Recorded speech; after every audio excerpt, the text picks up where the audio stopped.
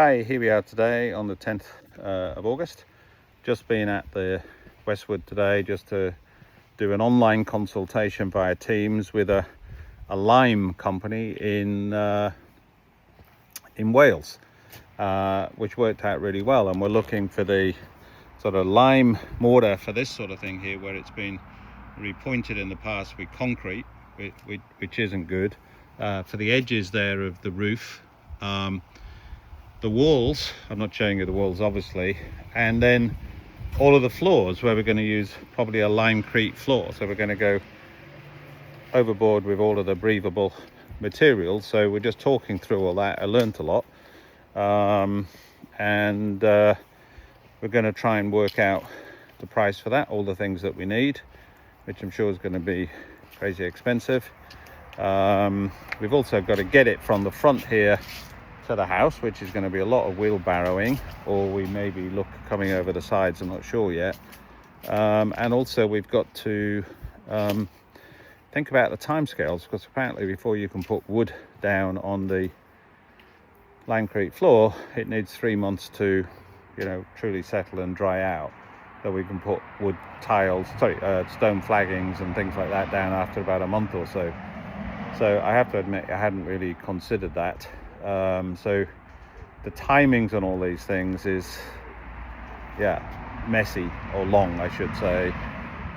One other good bit of news, well, two other things that we just found out yesterday. If I just move away from the road again, we had the first emergent bat survey on Thursday, and I said, nice couple came out and did it with a bunch of cameras and infrared lights. Because they'd seen no evidence of bats with the preliminary roost assessment, the PRA, and this was a BES, the Bat Emergent Survey, and we have to have 3 of those at, I think it was about just under £3,000. I'm going to set up in the bat business. It seems like really good money for pretty much old rope, though you've got to be a trained ecologist. And the initial findings were there were no bats. Obviously we were flying around, but none of them were going in and out of the house. Now we have to have 2 further surveys, one in basically another 3 weeks, and then 3 weeks after that. So then we get a report. If there's no bats, fantastic. We in theory can pretty much go straight ahead, subject to the listed building consent, to replace the roof.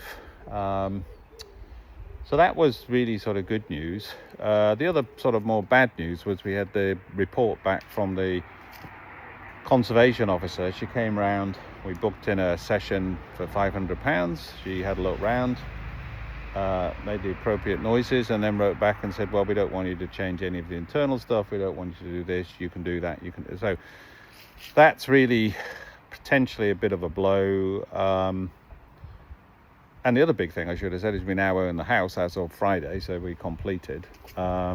So we do now want to get things done so we can move in, rather than paying for 2 houses. So we're maybe having to come up with plan B, plan C, who knows, in terms of what the structure is inside. So yeah, a little bit disappointing on that. So some good news, some bad news really. And there's a lot of independent or dependent factors that are going to affect the timing on this quite a lot.